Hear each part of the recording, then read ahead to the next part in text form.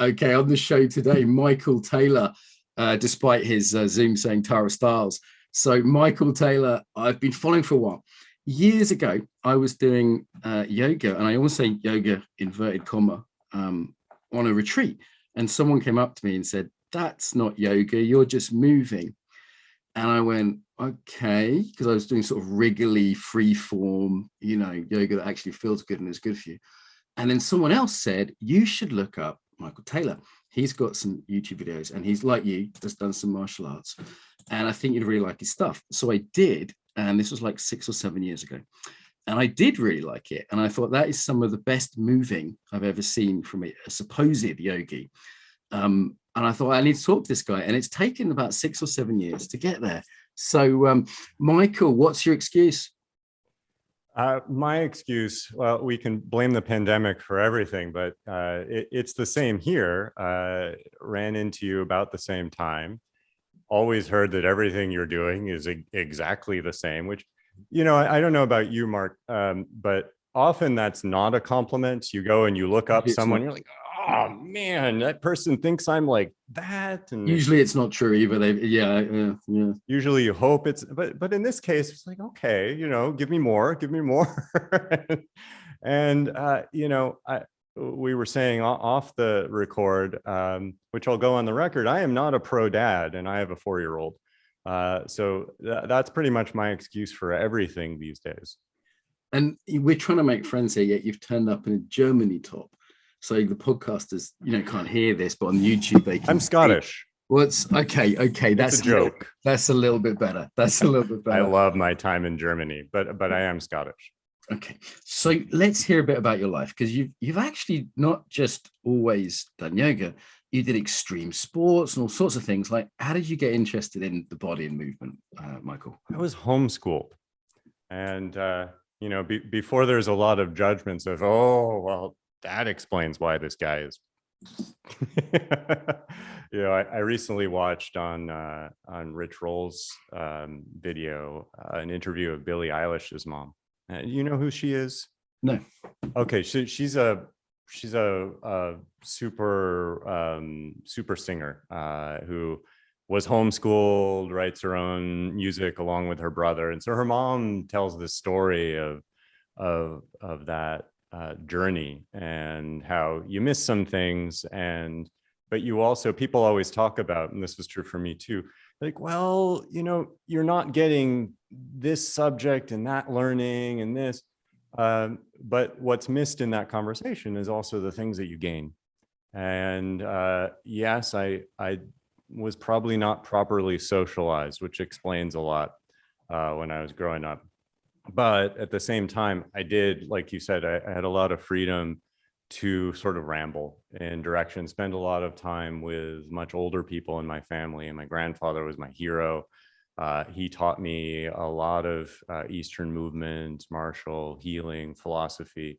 I got to practice with him as I was growing up. So there were members of my family who just were interesting, that if I had been in school the whole time, I might not have been able to make those connections and become everything that's problematic today. Okay, I did hear another interview with you, and it was the death of your grandfather that sparked off some of this stuff. I mean, do you mind me bringing this up if it's not at all? Not at all. Okay, it sounded like that was a kind of a powerful moment for you. Yeah, everyone in my family, or not everyone, but many members of my family have gotten cancer. So my grandfather was the first that kind of struck me. I think, then some other relatives, my father had cancer 5 times before he just gave up. He was like, enough is enough, and my brother. So it hit a lot of times, but this first one was in sort of my earlier teen years, and it just nailed me because he was he's a military guy, big, strong, like the kind of hands that are just, big, thick, powerful, but powerfully calm guy who knew a lot of stuff that I thought was cool. And I losing him it kind of threw things up in the air because I wanted to copy him. I wanted to be him. But there were these mixed messages of be in the military, don't be in the military, follow this path, don't follow this path. So it kind of left me a mess after he died. And as I understood, it was a sort of bit of a sense of betrayal of the medical system as well, kind of a kind of Western scientific way of looking at it. Gotta bring that up. So if you don't want to go there, I don't want to push it. It strikes me, it seemed a pivotal moment from what I've heard. Yeah. So my mom always likes to joke that I teethed on a stethoscope. I don't know if that's true or not. I think I did see the teeth marks at one point. My mom was a nurse practitioner, so that's why there happened to be one around the house. But yeah, going through this with my grandfather and then with other, family members along the way, each time it was the weirdest thing that I first noticed with my grandfather was he was fine. Then he went in for treatment and he wasn't. Right. And I'm not saying, I'll put this up there. I'm not saying don't get treated. I'm not saying don't go to doctors. I'll never say that. There are miracles worked by medicine all the time for all of us. I'm still alive because of antibiotics, right? Would have died when I was young, if not for, there are some amazing things. But with cancer specifically, what I saw then and then kept seeing was the treatment's worse than the disease. And there's all this, early detection and, the cures happen from this and from the treatment. If you get through it, then you get this. But then as I started studying this, I was like, well, the 5-year efficacy of these treatments for many cancers, it's just, you might get through it, but 5 years later, it just comes back worse and gets you, and they don't count that. And then also, of course, there's the unknowable. You don't count all the people who, have cancer in them all the time and their body handles it. Those people aren't recorded. So it just, and I know there are very good counter arguments to anything I can say here. It's like smart people have lots of smart things to say, but for me, it knocked me back. And then I got knocked back super hard as I was making this decision, medical school or not medical school, when my brother died. That was just a disaster. I was old enough to evaluate better what was going on even then. And yeah, just disheartening. Also of cancer. Your brother, was that also of cancer? Sorry. Oh, I'm sorry. Yes. Yeah, it was. He had something called a rhabdomyosarcoma, was being treated at Best Hospital in Boston, wasn't working, went off to Mexico for treatments that are not allowed in the US, cured, absolute, miraculous, wonderful. And the beauty of that, my dad went with him and stayed with him through that. So their relationship got better through that connection, much better than it had ever been. And the beauty of the treatment was that it felt good. My brother felt better every day that he was there, every day that he was doing the protocols that they were following. Not worse. He wasn't poisoning himself. He was supporting his body. And I know this rings a lot of bells for you because it's what you talk about all the time is sensing what your body needs, supporting it, enabling it, not somehow counteracting it, suffering through and thinking that that's going to make things better. And then when he came back from that treatment, he went back to his hospital. They said, this is a miracle. We don't understand it, but let's hit it with a really powerful treatment just to make sure it stays away. And that killed him. So I was pretty much done at that point. And in many senses, still done. I don't know that I've recovered from that. Yeah, I'm sorry for your loss.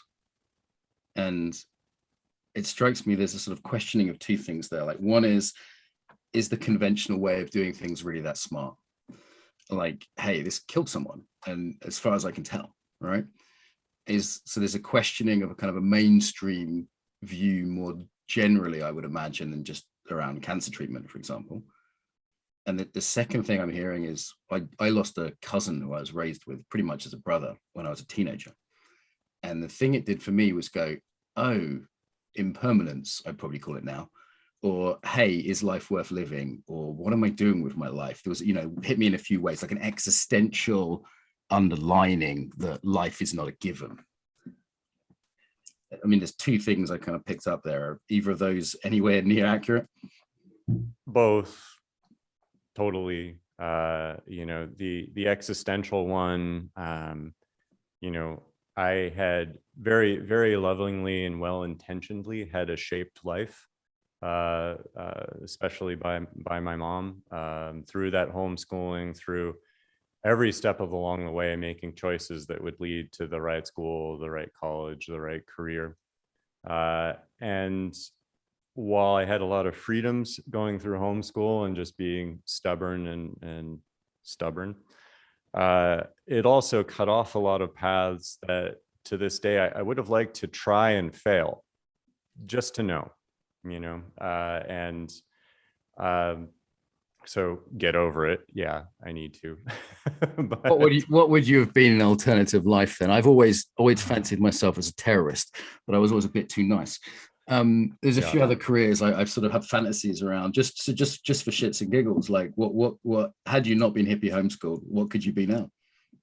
I think if I had not had the shaped life of do things as much as possible to get into the school, to get the career, I think what didn't fall in that playbook was as much as I scored well on tests and could work hard and have great attention span, all the stuff that if you want to, if you know the path and you want to get into, I know this is funny in places other than the Northeast of America. We still talk about where we went to university when we're 90. But bear with me a bit. As hard as it is to imagine, probably from where you're sitting, it's like it's this strange American, especially Northeast American thing, obsession. But had that not been the path, as much as up here works okay, some people would disagree, but I just love being outdoors. I love running. I love kicking a ball. I loved football. I loved, American football. I loved European football. I love soccer. I love doing physical things. And what happened for me is that dove underground for a long time through, the Marshall experience that you referenced. So it wasn't in the sort of mainstream public, just join a soccer team or a football team. And then the other thing that happened is ultimately all of that desire got sort of sidelined for, well, there's this academic path that needs to be followed. And I think I'm not saying that I would have been a world champion football player, but it's a funny thing. I really would have liked to fail trying. Go ahead. Well, the reason I brought the existential bit as well is that you didn't just do sort of football or something. You were doing some fairly extreme, hardcore sports. I mean, in another interview, I was quite amused by someone sort of saying your wife had kind of banned you from doing. I've been banned from working in war zones anymore. Actually, Michael as well, by my wife. So that path of going into sort of quite extreme things as well, right? Before the yoga. Yeah. So I think that's maybe a natural reaction to when you don't get to do what you want in a healthy way. And for you, different thing, going into war zones, while that might be a personal risk, it's a necessary one. I don't know if I did the same. I was down at the World Trade Center for the first week after it fell down because I had two things. One is some basic medical training, and then the second was rope skills. So I knew how to set up pulley systems to lower into the elevator shafts, and that wasn't normal training back then. And I knew that from high altitude mountaineering of all things. So that was the other way out there, but could be on the side of a regular career thing that I pushed out into. And I think that was maybe the biggest thing that when Tara figured out, you do that? Yeah. What's not gonna happen? Yeah, those questions. Tell me the details again. What martial arts did you study? It's similar to you. It's because my training was mostly from U.S. military background. It was everything that works. So I was learning Tai Chi without learning Tai Chi, essentially being not an enormous guy, especially in a military context, knowing how to turn lines into circles, not meet force with opposing force. That was something I learned in making sort of martial connections with other people very early on. And then Gung Fu and Qigong and some Jiu-Jitsu and Taijutsu, there lots of things, a lot of just practical application to get it done without a lot of academic knowing what texts and who said what, and even the cultural richness and philosophy, the bigger picture of everything I was learning, that was all missing and not something I really understood or started coming into until a lot later. I was young and quick and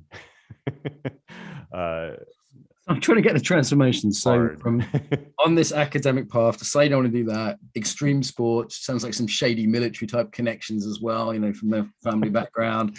Won't go too into it. And, you know, martial arts. How did you become a peace-loving hippie yogi from all this? Like what was the next move there?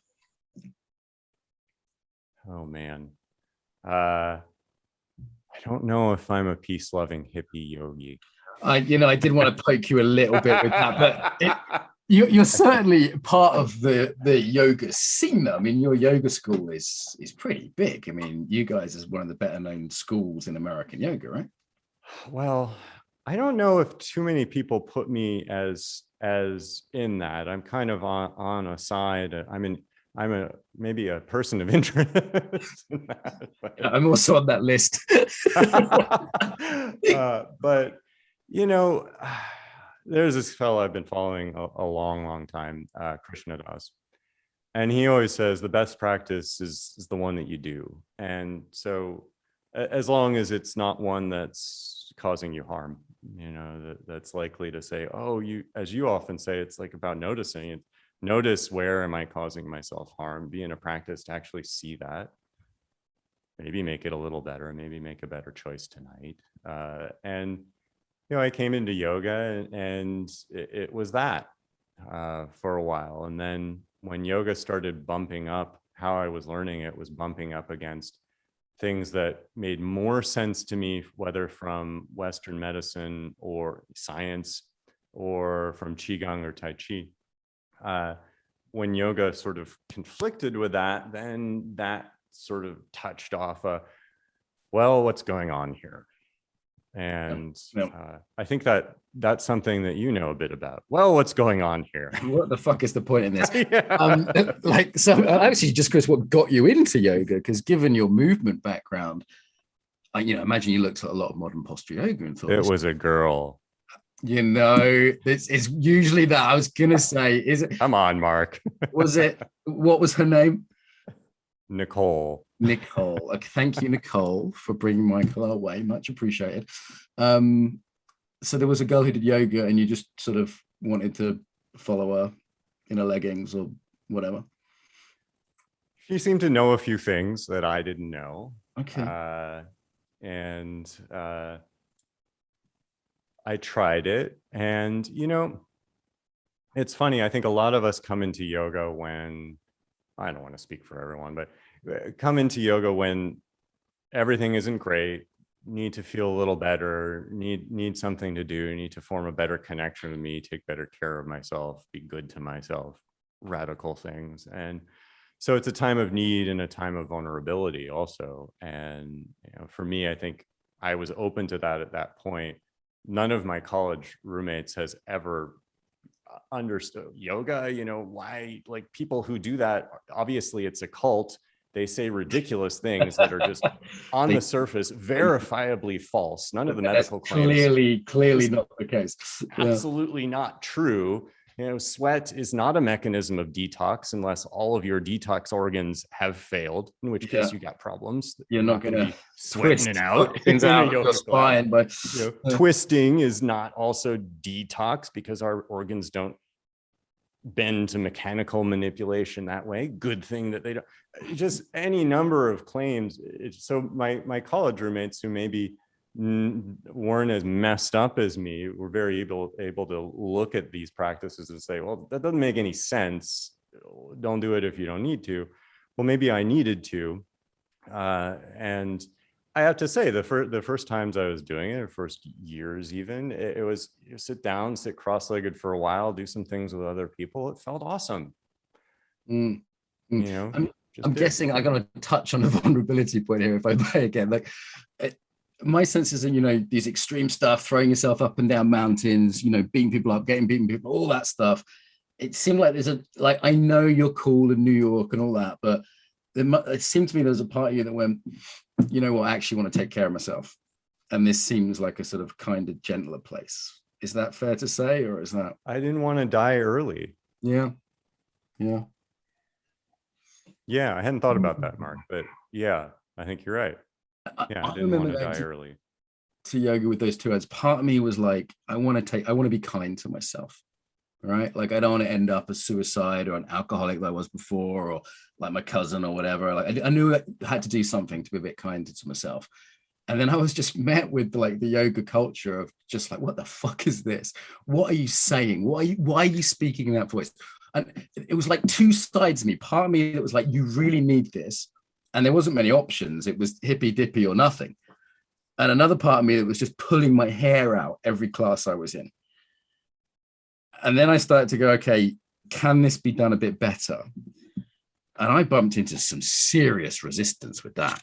Like, people weren't happy just by questioning, like, what are we doing here? Is this really smart? Mechanically, does that really make sense? Like, hey, I've got this other principle of movement from elsewhere that seems like it's more kind on the body. Did you have kind of a parallel process, kind of like bumping into that stuff? This is why it shouldn't have taken 7 years for us to hook up, because I think we could have helped each other a little bit, if only to say, I get it. You're not the only one. And I don't know if you know Derek Beres, another guy out there who gets it. Okay, okay, I'll look him up. I've heard his name. Yeah. Hook you up another time. But, you know, there are people who get it. But man, yeah, I think we had exactly the same experiences. And at the same time, at the very heart of it, something Tara always says, it's like, she was very innocent about it. She couldn't understand why isn't everyone doing this? It has so much potential. It can be so good. But, you know, I think, Mark, well, I'll tell you this story. There is a friend of ours for a long time who was very senior in the Ashtanga community in New York. And he told us at one point two things. One is that he hoped that his daughter never got into this, because it's a path of torture for him. Wow. And a tortured path. Yet a necessary one for him, as he sees it. And then the other thing he said is, oh, all these alignment cues, move this part here, that part there, this part there, fuss, fidget, fix everything. You know, of course, from your martial background, you know that you can't manipulate individual parts into alignment, that doesn't lead to alignment, leads to a picture, but not to an aligned body. No East Asian martial or healing art does things part by part. Mm-hmm. We're much more holistic than that. And by the way, those arts, Qigong practices are largely intact for 5,000 years. Yoga, people like to say it's 5,000 years old. The yoga we're all doing in class is less than 100 years old. Yeah. No movement lineage, no pose lineage, nothing to stand on, really. Lots of other good things, but the yoga class itself. But this fellow said all of those part by part, fuss, fidget, fix, all those individual alignment cues that then were taken out of Ashtanga and applied into alignment-based yoga, all totally made up. They're just to support the truth of suffering, that yoga is meant to be a practice of suffering So we come into it, we do something awkward to ourselves, we endure it, and get this sense that this too shall pass. Wow, there's a certain logic to that. If your goal is, life is suffering and we need to transcend that somehow, and you need a practice of suffering more to get used to it, and maybe with some sense of sort of purification, inverted commas, there's a whole worldview behind suffering is good, right? Yes. And then there's another part of that that's pure madness if we're looking at it from the point of view of actually having a sustainable body, a pleasurable body, a body that can move. Yes. Yeah, we're good enough at making things hard on ourselves, and we're not good at being good to ourselves. Yeah. We don't need to practice more being hard on ourselves, making simple things hard. We don't need to practice that. We know that one. Yeah. I mean, I sort of say life proposes enough challenges itself. I mean, I am a believer in deliberately doing challenging things in order to sort of confront that, choicefully, be in a calibrated way, and build that. An easy life doesn't lead to strength; it leads to weakness in many ways. Like I like my cold showers, I like my breath holds, stuff that's calibrated challenge. I don't feel like I'm damaging my body when I have a cold shower.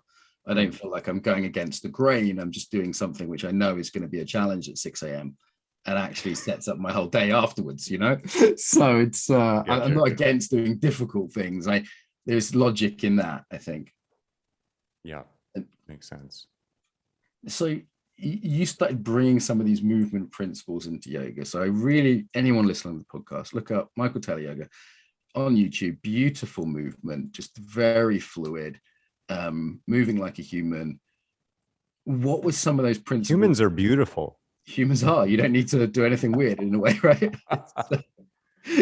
So what are some of those principles you brought in? Like if someone said, well, what are you talking about exactly? Like what kind of things would you describe? Well, Mark, I don't know if I'm going to get into trouble with you here as a martial arts pro and gatekeeper of the ancient secrets. But not anymore. Go on.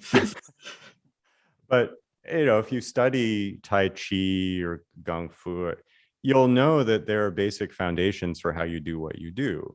And there's hard style martial arts and soft martial arts. So hard style is, soft is turn lines into circles. So I basically took the turn lines into circles sustainability set of foundations and said, let's define those. Let's put them in writing. When very much like, it's not that martial arts or East Asian arts are free of the nonsense totally. Sure, it's just that in some ways now they're not as popular as yoga, so there isn't as much nonsense. But these things, similar to what was being told to both of us in yoga, that these are only to be directly transmitted by a guru after we get the Shakti pot in the head, which, as Tara says, is just actually pushing someone down so you can control them. So just for listeners, I should say Tara Stiles is Michael's wife and co-founder of Strala Yoga, one of the sort of better known American yogis, for those who don't know the yoga scene. So if that's not, a lot of my listeners won't know who that is. Yeah, what you mean. Totally. So the pat on the head, pushing people down. Okay. Oh man, there was a great New York Times expose that was done on that with a California famous teacher who was, well, we'll save that for another story. But, what was the story that I was supposed to launch on now? What movement principles did you bring into yoga to make it better? I think I might call this Yoga is Wrong, this podcast, or Unfucking Yoga, something like that. Oh man. So like what were some of those principles you brought in? So similarly in East Asian arts, you're not supposed to write these things down. Some of them, if you read the sort of the Tai Chi chronicles, some of these things are written to be too powerful to give to anyone who hasn't dedicated at least 10 years to living with a master. So you're really not supposed to write about them or put them on YouTube, which was exactly what Tara ran into. And I think you ran into when she first started sharing what she was sharing on YouTube in 2007. It's like, you have no right to put these ancient secrets on YouTube. Well, what are you talking about? Yeah. But it's basically it's a system of cult control that was Mhm. many people, even good people, well-intentioned people, without really knowing that that's what we were doing. We were caught in that sort of control. But these principles, things like, very simple, before you move, make sure you're movable. Okay. and Mark, you know, and I'm sure you've rebelled similarly in yoga. Before you move, make sure you're rigid and immovable and very tense. Yeah, I And mean, just then when you move, it's going to frustrate the crap out of you, and you're going to need a lot more training. just look at your videos. It's like, oh, he's relaxed. It was like there's someone doing yoga in a relaxed way, and like a fluid. The whole body's moving. It's not linear. There's no straight lines in the body. So why would you try and set them up like Iyengar on a picture and draw lines on it? And it just looks fluid. And I mean, you've got a cat behind you there. My wife did a Systema with me last night for the first time in an online workshop, which is sort of fluid martial art. And she said, "Oh, I like it. It's cat-like. She liked that sense that you didn't resist force, because she's kind of lazy, my wife, and she doesn't like exercise, but she liked the fact that it was minimal exercise. And this is your basic judo principle, like maximum efficiency, minimum effort. And that's what your yoga, and I almost want to say inverted commas, looks like to me. Like you're not doing unnecessary work, which surely should be pretty basic. Surely. Yeah. So, and that's, that principle, everything you've just been describing in Tai Chi, we don't have a great word for it in English in some ways. It's called softness. In English, people think, oh, soft. Well, that's bad. That means you're soft. You're not working hard enough. You're not strong enough to deal with the toughness of life. Well, in Tai Chi, and whether you're studying Tai Chi or calligraphy or shiatsu, it's a precursor to being able to do anything. Because if you're rigid and tense, you might look like a warrior, but you're the kind of warrior that's at war with yourself. That doesn't work so well. Driving with the brakes on, right? But, and creativity is another aspect that I really liked about your videos from day one. Like you don't just have a set move. This is a sun salutation, or I think you've got one video where you take a sun salutation, just kind of jam on it. But it's there's a creativity which I remember once I was with another Tara Judell, a friend of mine who was teaching a workshop in London, and she got the yogis to do like a little bit of dance and free movement, and they all just freaked the fuck out and didn't know what to do. So there's all these beautiful, skinny, athletic-looking women, none of whom can move. And she was dancing, and like I was dancing away. She's like, "Oh, you're an embodiment person. You're a somatic person." I think she said, "Like, what's your name?" Oh my God, I've heard of you. But it was just obvious that most of the yogis couldn't dance because they didn't have the creative flow of the body. They just had moves. Yeah, and it's funny you bring that up, because now I'm remembering the first way that we laid this all out is we said there's 11 principles. There are 11 principles of natural movement, and just distilling this down from Qigong. And of course, there are 5 billion of them. But if you want to start learning, maybe let's talk about 11. And the last one was play, joy, and because you can see people doing things very technically well, but it's almost like there's a hitting the brakes the whole time. There's not enough chi, right? There's not enough energy. There's not enough play, not enough joy. And without that, it's exactly what you said. You're missing the creativity. You're missing the fun. There's almost no point in any of the rest of it. It reminds me of something Krishnadas said. He remembers when Sharon Salzberg and the rest went off and studied Buddhism, and then came back, and he sort of more stayed closer to what he was learning in Hinduism and from his guru, which was all about love. And something many decades later, when Sharon and some of the Buddhists came back, and they all came back together in upstate New York to talk about what happened here, I remember she said, I wish we had gotten what you got, because we took a really academic path, endless study, endless discipline, and it was the path of discipline and control, which could lead to peace. But his path, the way she saw it, led to love and joy. And, you know, not that it makes us not effed up, but it's a practice. And when we're in it, it feels amazing. So I think, yeah, creativity, like you said, there's a lot there. It just looks more enjoyable when I see your videos. I'm like, I can almost feel my body reacting to it, guys. Just looking at that feels more enjoyable than forcing myself into weird pretzel shapes, you know? It's all right. So the yoga scene, I think it maybe is getting more playful. You know, I'm seeing like acro yoga and stuff like that. But there's also been this kind of, you know, the big Western, New York, London style yoga. You're in New York, right? Yeah. Until recently. Until recently. Oh, you've moved. Okay. So where are you now, out of interest? We moved to be near my wife Tara's whole farm family in Southern Illinois. Oh, wow. That's way away. All that's going on now. Yeah, it's just how often do you have a chance for your 4-year-old to drive a combine? So we decided to take that chance now. We'll be back east before long, but we're enjoying time with family out here now. Okay, wow, that's quite a change. This is from the urban yoga scene. I was quite shocked when I've done yoga in London, and it was just like, wow, this is a really hardcore scene. I'm imagining New York even more hardcore. All right, let's talk about Tara a little bit then. So I didn't know you two were connected. So I would come across your videos. You have different surnames, and Hers sounds cooler. Stiles. Michael Taylor is quite an average name, isn't it? If I was that'd be a good spy name, but it blends in. It is. to Google you. Yeah. And she's sort of well known as a yogi, and I'd come across both of you independently.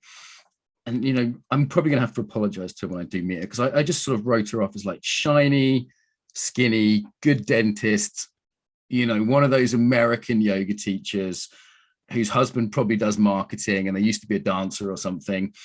And I hate those. You know what I'm talking about? So and then I found out she's married to you, and I thought, oh, maybe I've judged without really looking here. Like, I mean, is your kind of movement work a big part of the school you founded, or are you a sort of weird side dish that gets sort of served up as a wild card? So often I find out more about what Tara really thinks of me when I read what she writes.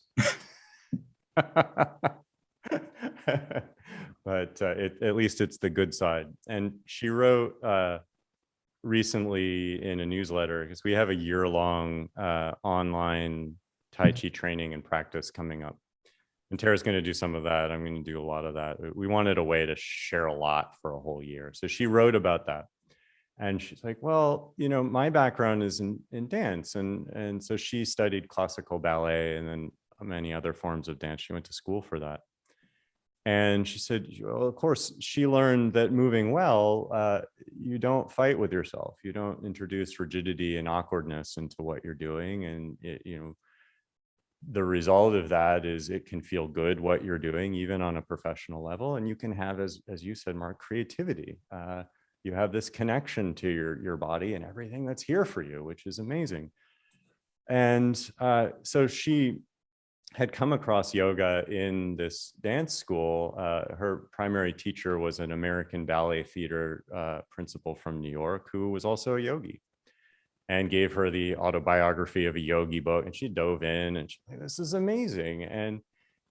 And she had that question, why doesn't everybody do this? So she just started sharing it with friends and family, and running into, oh, you have a problem with your back because you're sitting on a tractor all day. Let's try these things to help. And just hearing the stories that she'd hear from people about, well, why they thought yoga was weird, or they bumped. It wasn't that people hadn't heard of yoga. They had heard of it, and they had concluded for themselves that it wasn't for them. It's not for me. Yeah. Yeah. And so she ran into that. And so she was like, well, something horrible must have been done to a whole lot of people to make them think that. So let's see if we can offer it in another way. And so she did. And then as we got together, I think when I met her, wasn't doing yoga the way you're doing yoga and the way I'm doing yoga now. I was back in my teacher pleasing mode. You know, if I was going in, I wanted to be the best in class and do what the teacher was asking, even more than they thought they were asking. Did you go into her class? Was she your teacher? What's no, she was not my I was hoping I could wouldn't that be cool? That's a teacher abuse narrative I could have reversed. Oh, damn it.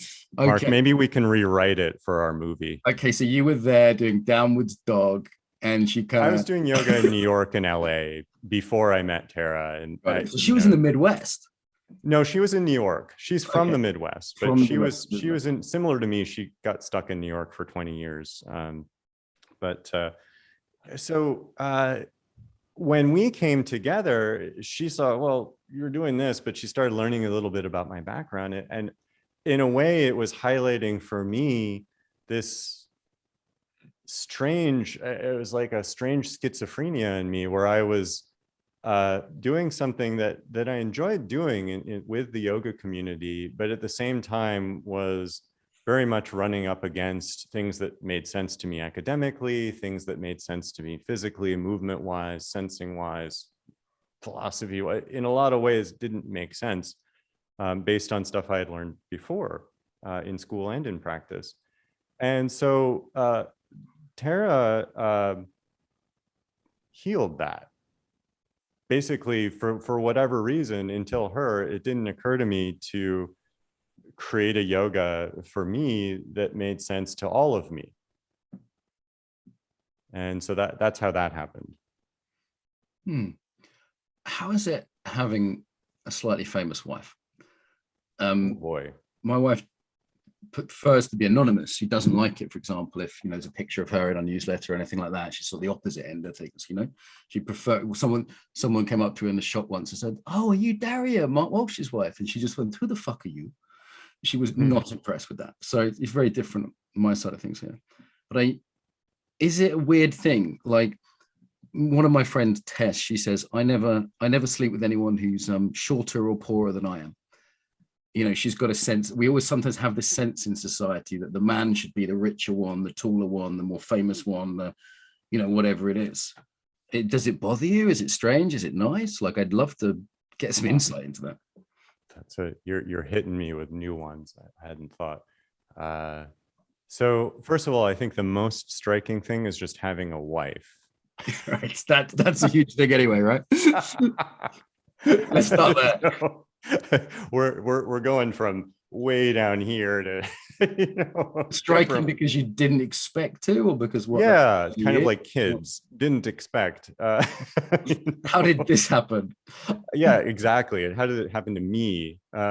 So yeah, I think that's the biggest thing, and navigating through everything that that involves, and then I should say everything amazing that involves. Yeah, in case she hears this, Tara, if you're out there, very much, and definitely. Yeah. And then from there, for Tara, I think you're right. I've heard the same things about what women want.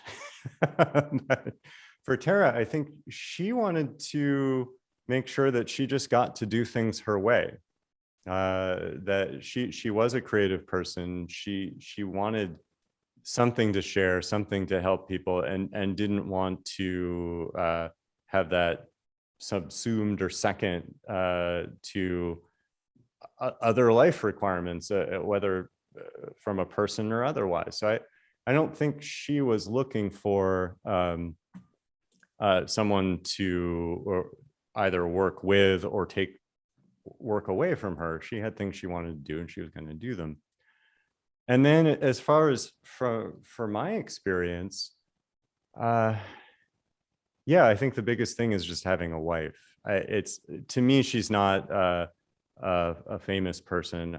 I think of famous people as Angelina Jolie. Yeah. I mean, I find it ridiculous when someone says, "Oh, Mark, you're kind of famous in your world." And I'm like, yeah, in my very small world. Yeah, it's like, and for those people, you hear about I mean, if someone comes up on to you on the street every once in a while, that's a very different thing than having piles of cars following you everywhere you go. And it's just that life, I maybe have a tiny lens into it from talking to other people.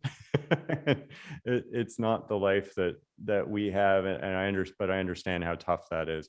No, for me, it's just having a wife. So you don't mind the hundreds of marriage proposals she must get from rich men in Dubai from Instagram on a daily basis or anything like that? She keeps that all a secret from me. Keeps that all a secret. Probably doesn't do it on Instagram. Okay, well that's interesting to know. So I thought I'd ask about that as I was curious, and I found myself almost sort of embarrassed to be like, oh, I hope he doesn't think, like, because I was genuinely interested in your work first. So yeah, so I came across it. It's a rarity. And so are you, Mark. A little bit. We're unusual characters, both of us. You started doing a bit of trauma stuff as well lately. Did I see that? Us both. So there's this joke always about psychologists, so they're the craziest ones, and that's why they're interested in it. And I think it took getting into this trauma path more and getting into the more current research and what doctors are doing there for me to realize just how crazy I really am. But it's been fantastic, and it kind of just came out of nowhere. Someone who was organizing conferences for some doctors, including Dr. Bessel van der Kolk, who wrote The Body Keeps Score, and a few other guys, Dr. Levine and Dr. Porges. She came to us and said, hey, can you join this? Can you join this conference? And it touched off a lot of research and then a lot of desire to share on our part, because as you've discovered too, there's something in everything these doctors were sharing that said, we need to create a safe space to feel, to notice what we feel, and respond to that, and even come into that feeling and transform it into something better. And there were two things that kind of struck me listening to these guys. One is their character. There was a characterization of yoga, which he was saying yoga is one of the practices that can help, along with virtually every ancient culture has something written in there that they've used. Now, of course, the ancient practice of yoga used for healing trauma is not the practice that we're seeing now in class, as you've noted. But what this fellow said, Dr. van der Kolk said with yoga is, well, I can see how I went to a yoga class and they put me in a really awkward, uncomfortable position. I really didn't like being there. And then they counted to 5, 1, 2, 3, 4, 5. And then it was over. That was good. And then they put me in another one and, really awkward, really didn't feel good, and counted to 5. And he said, one of the things with trauma is you lose your clock. You lose this sort of internal clock that says this too shall pass. Yeah, sucky things occur all the time, but they're not permanent. And so he was hypothesizing that maybe the reason yoga could help is put yourself in awkward and uncomfortable and then count it out and know that it'll be over again and again.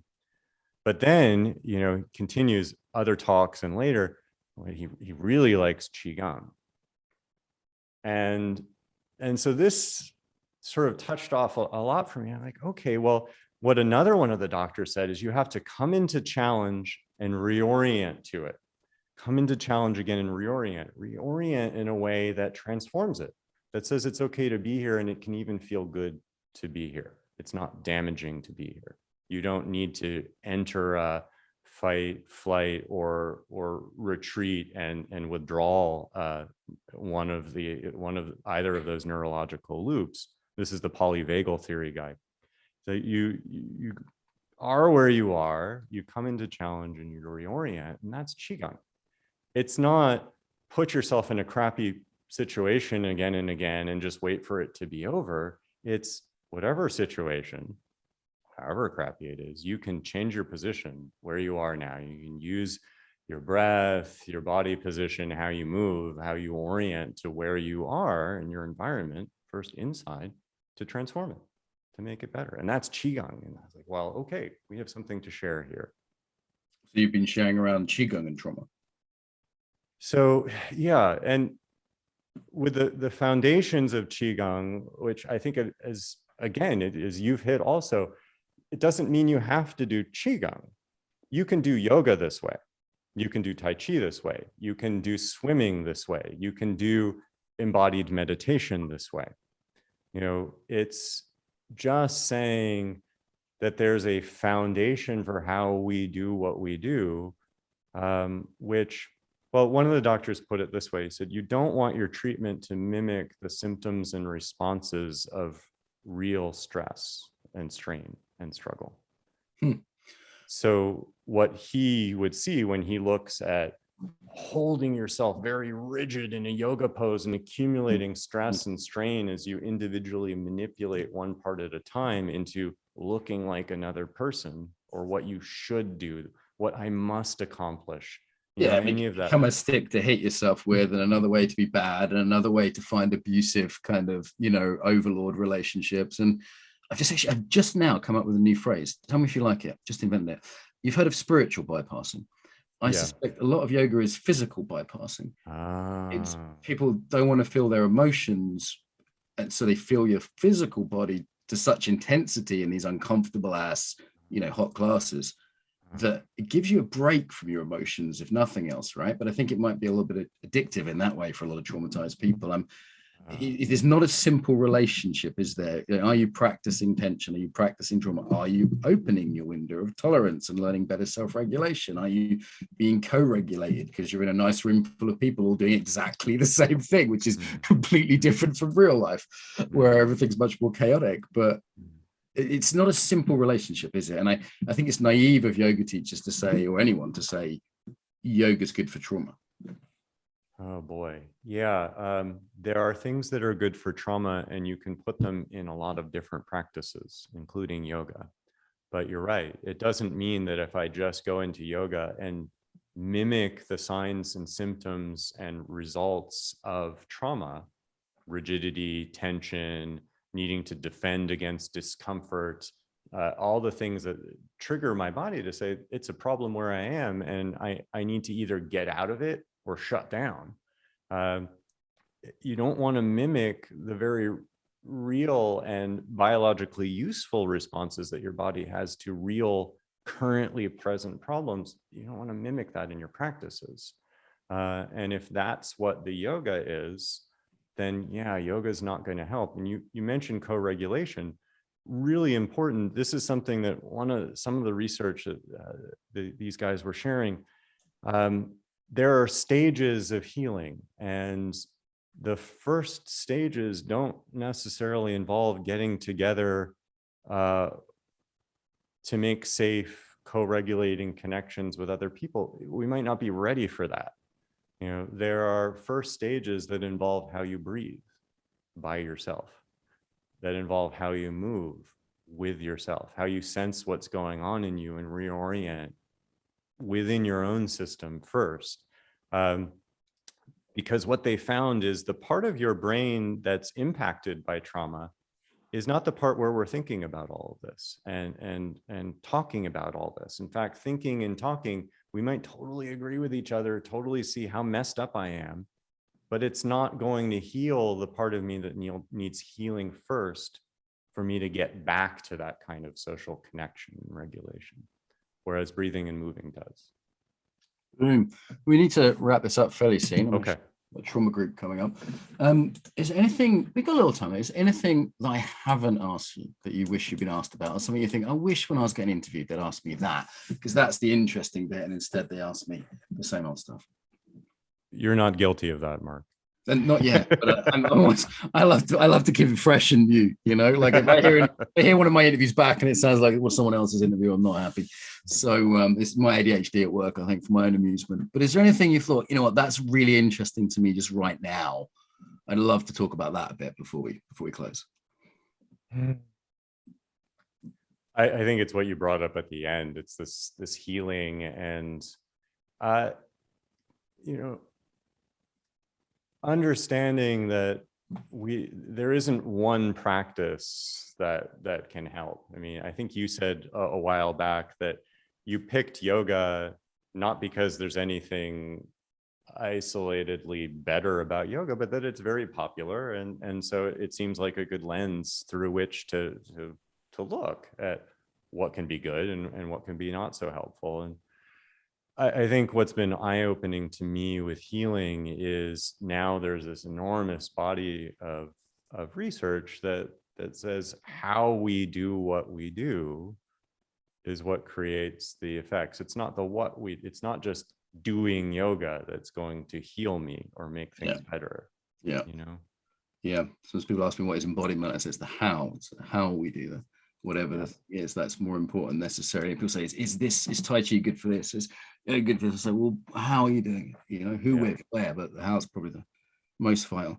And it sounds like you've gone on quite a healing journey there, really, from, you know, we started off talking about your granddad and your brother and sort of losing some faith maybe in the mainstream there a little bit, going into these quite hardcore things, finding yoga almost against your best instincts, blaming this poor girl for it. Clearly there was a deep urge, but we can pretend it was her. And coming to sort of healing other people's trauma, I mean, that's quite a circle, it strikes me. Yeah, and I think until coming, I won't say I've completed that circle, but by a long shot, but coming around to this part of the story, I didn't really realize that there was a time in my life where I was very short relationship, go off and climb a mountain, very short relationship, go off and climb another mountain. And even up till very recently, everything I was seeking was get out of New York, find a spot in nature where I could be by myself. And I'd find a spot that was beautiful and it wasn't remote enough. And I was looking and looking for more remote, more away to just be with more and more untouched nature. And it wasn't until going through these last few weeks and few months that I realized, oh, wow, I'm a little messed up. You know, running away from life and going into and that's actually a mark. I would never have said, I would say there are people who have trauma. I would never have said that I'm there, that I'm in that. And then realizing it's not that I didn't want people, but everything I was doing was disconnect. And it finally occurred to me what's just blatantly obvious, I hope, to most people, which is, yeah, I love my time in nature, but what I'm missing, what keeps me unhappy in each of these places, no matter how remote, isn't their degree of remoteness. It's my friends aren't there. And I said this recently to my high school roommate, and he's like, oh, good. I'm glad you're finally acknowledging that. You've got attachment issues. But there's a really beautiful picture on stralayoga.com. That's STRALA yoga.com, where all of yours and Tara's classes are. It looks like an online class, but it's a beautiful picture on the front page. Not your wife looking fabulous, but you and a small child, which I assume is your child, that you haven't just picked up this kid from the street. And you're with bockends, which are sort of wooden swords. And you clearly look like you're deeply in connection and deeply following her. It looks like she's leading here, actually. It looks like you're learning from her in this picture. I'm like, here's this guy who's climbed mountains and done all this crazy shit. And he ends up, it looks to me, and the kid could be all my story, this, kind of finding his deepest thing and just connecting with his kid, like the most ordinary thing. There's a lot coming with her. And you're right. Just picking up a stick there, or out in the woods, or climbing a hill, everything is completely new, because this is something else that I'm slow to learn, meeting people where they are. And really great to have a 4-year-old for that. It's beautiful. It just strikes me, especially holding a weapon, you know, the martial arts weapon, the surgeon's knife. And it just sort of turning that into play and having that little teacher. It just looks, maybe I'm my second day of fasting and I might be a bit high. So I hope I'm not reading too much into everything I see today. Michael, this was an absolute pleasure. Anything you want to plug before we finish? Anything people should check out other than stralayoga.com?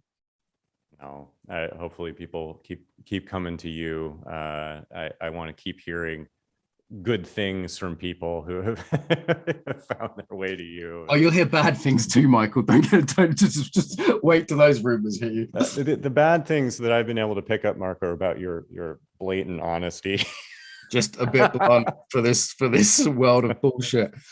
Yeah, and if people want more, we also have the stralahome.com site. We actually share classes every day now. It's one of the, if you can even say good thing together with pandemic, but finding a way to still share directly with people every day.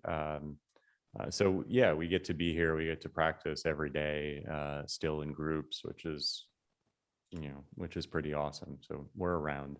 Yeah, you got a full schedule, all kinds of stuff. Beautiful, Michael. Thank you so much for your time today. Thank you, Mark. Keep doing what you do.